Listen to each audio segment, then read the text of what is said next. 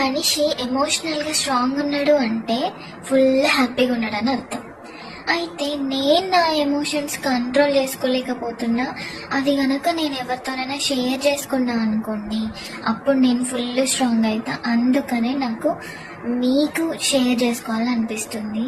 నేను మీతో షేర్ చేసుకుంటా. ప్లీజ్ నా ఛానల్ సబ్స్క్రైబ్ చేసుకోండి, లైక్ చేయండి, షేర్ చేయండి. ఏం చెప్పాలి, నా సిచ్యువేషన్ రాజా మూవీలో వెంకటేష్ కన్నా దారుణంగా ఉంది. అసలు ఈ హస్బెండ్స్ అందరూ ఏమనుకుంటారంటే, ఓ మేము పెద్ద భార్య బాధితులం అది ఇది అని ఫీల్ అవుతారు. కానీ అసలు వాళ్ళు భార్య బాధితులు కాదు. ఇక్కడ ఉన్న వాళ్ళందరూ భర్త బాధితులే అమ్మాయిలు ఉంటారు తప్ప భార్య బాధితులు అనేవాళ్ళు అసలు ఉండనే ఉండరు. అసలు భార్య బాధితులని ఎట్లా చెప్పుకుంటారంటే, పిల్లలందరూ ఒక పెద్ద రాక్షసుల్లాగా పోర్ట్రేట్ చేసి చెప్తారు. అసలు వీళ్ళ